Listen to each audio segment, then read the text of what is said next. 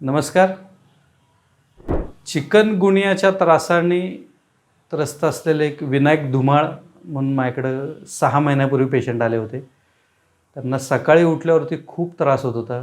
साधारणतः चिकनगुनियाचे वेगवेगळे त्रास लोकांना होतात. जॉईंट पेन होतात, पायातून ताकद नसते, हातात ताकद नसते. त्याप्रकारे ह्यांना देखील तसाच त्रास होता.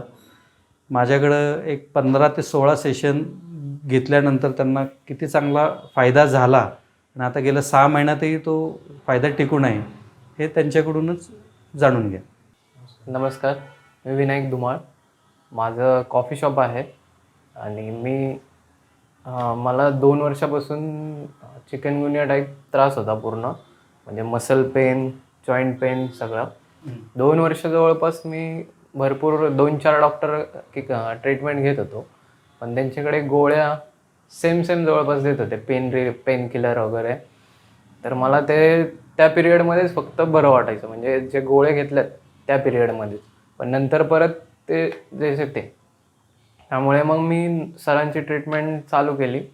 मला एक 4-5 सेशनमध्ये बरं वाटायला लागलं. त्यामुळे मी ती कंटिन्यू केली. मला त्यामुळे त्याच्यात 1-1.5 महिना लागला कवर व्हायला. पण त्यातून पुढे म्हणजे माझं नील झालं पूर्ण, जॉईंट पेन, मसल पेन. त्यात सरांनी पुढचे एक्सरसाइज दिले.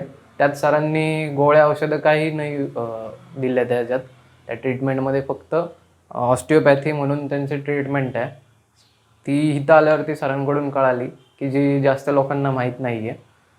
ती मस्त आहे खरं तर. फुल पेन माझं गेलं. मला आशाच नव्हती की ते पेन जाईल माझं कधी. पण सरांनी भरपूर हेल्प केली. आता 6 महिने झाले ते माझं नील झालं आहे पूर्ण. आणि सेम त्रास माझ्या आईला पण होता. आमच्या दोघांना पण सेम टायमिंगला सेम झाला.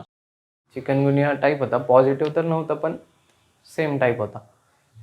मग माझं झाल्यानंतर मग मी आईला पण आणलं. आईचं पण क्लिअर झालं. आता व्यवस्थित चालू आहे आईचं पण. आणि वडिलांचं थोडंसं गुडघ्याचा प्रॉब्लेम होता, तर त्यांचं पण नील झालं आहे.